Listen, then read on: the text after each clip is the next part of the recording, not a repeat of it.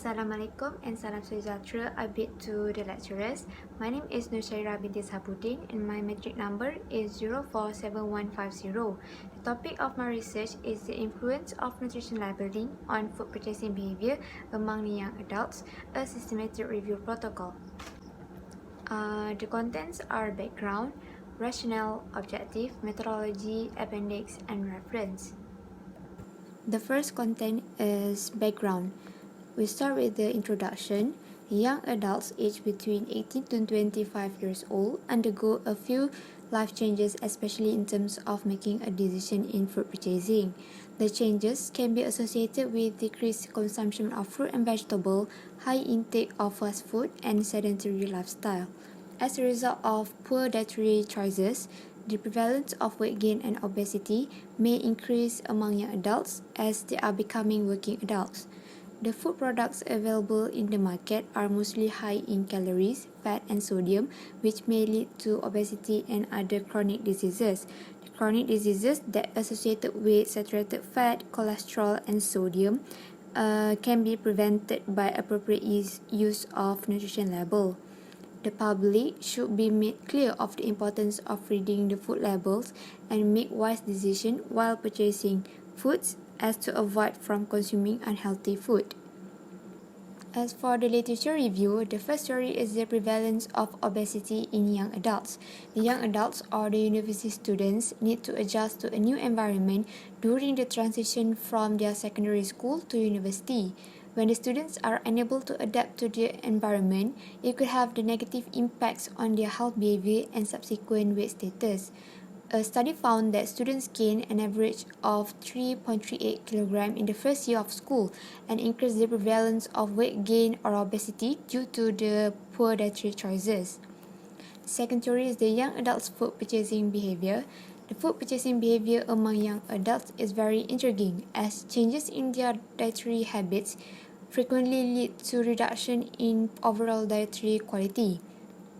The young adults also purchase fast food at least 1 to 3 times a week, but the frequency of purchasing can be as high as 6-8 times a week.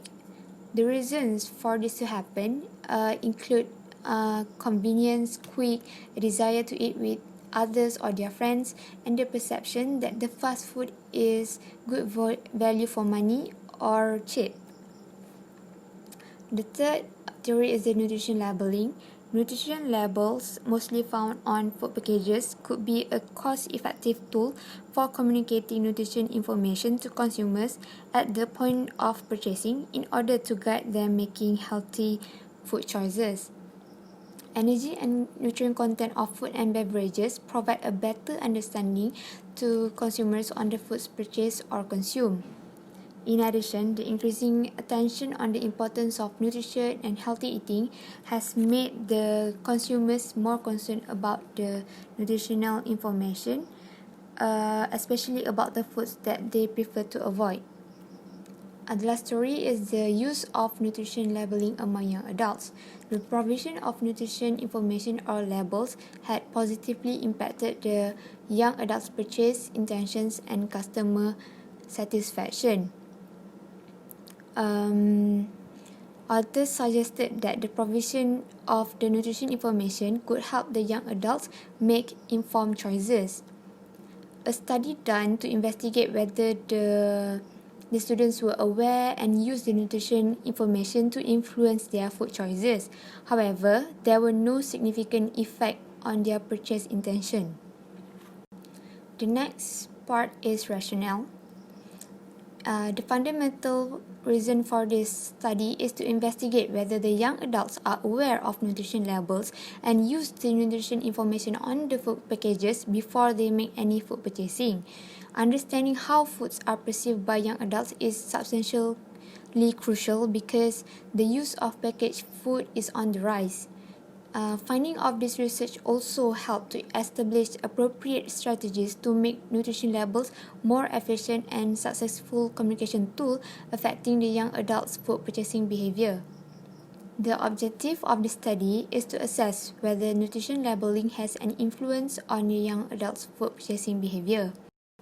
We move on with the methodology. The systematic review will be conducted according to preferred reporting items for systematic review and meta-analysis PRISMA guideline to ensure consistency in the data collection. The eligibility criteria for the study design: the studies must be randomized control trials, cohort studies, or cross-sectional studies. The participants must be young adults aged between 18 to 25 years old. The outcome is the food purchasing behavior among the young adults. The study characteristics are written. The studies are written in English and published between 2010 to 2020. The exclusion criteria: studies not involving young adults. The participants are on special diets or medications, such as the athletes or the vegetarians, and then non-English publications, and the participants are required to read nutrition label before participating in the study. For the information sources, the main source of this review will be structured search of two electronic databases, which are PubMed and Scopus. The grey literature will be searched within database Mednar. The search will implement sensitive topic-based strategies designed for each database from the 1st January 2010 to 31st July 2020. The keyword search that we will perform in each databases will include all possible combinations of the following keywords, which is the first one, nutrition, calorie, food, or menu.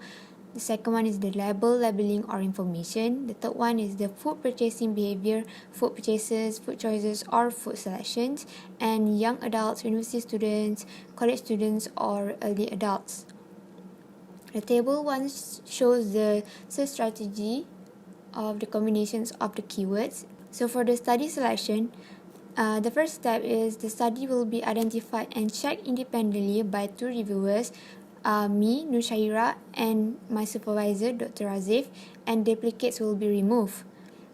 The two reviewers will then review and screen the titles and abstracts of the articles based on the inclusion criteria. Then the full text of the study will be reviewed and assessed for eligibility. Lastly, the list of included studies will be compared and resolve any disagreements between the two reviewers. So figure 1 shows the study selection flowchart that is adapted from PRISMA 2009. For the data collection process, data extraction form will be developed and pilot test on 10 randomly selected included studies. Then one reviewer, which is me, will extract the following data from included studies, and the second reviewer, my supervisor, will check the extracted data. Any discrepancies in the collected data will be discussed and resolved by consensus between the two reviewers. So information that will be extracted from the selected studies are the first author, publication year, location, which is the country, and then the study design and setting. The setting which the study takes place, either supermarket or the university dining hall, and sample size, participant recruitment criteria, ethnic group, age or gender, and then the study objective, the method used to assess the nutrition label use, the instrument or the questionnaire that is used to identify the nutrition label use, and then the outcomes, the finding. So table 2 shows the characteristic of the included studies. For the assessment of study quality, the quality of each study will be assessed by using quality assessment tool for quantitative studies from Effective Public Health Practice Project EPHPP, which consists of 6 components, which is the selection bias, that are individuals selected to participate is representative the target population, the study design, whether it is cohort studies, cross-sectional studies, or randomized control trials, then the confounder, which is the age, the race, or the gender, and then the blinding, are the participants aware of the purpose of the study, and then the data collection methods. Is the questionnaire valid or is it reliable? And then the withdrawals and dropouts. Each section will be assessed and receive a mark ranging between strong, moderate, and weak. Lastly, the reviewers will discuss the ratings and come up with a final score. So for the strong quality, if there is none of the components is weak, whereas the moderate quality, if only one component is weak, and for the weak quality, if there are two or more components that are weak. So table 3 shows the study quality assessment. Appendix 1 is the Gantt chart, and Appendix 2 is a milestone, and these are the references. That's all, and thank you.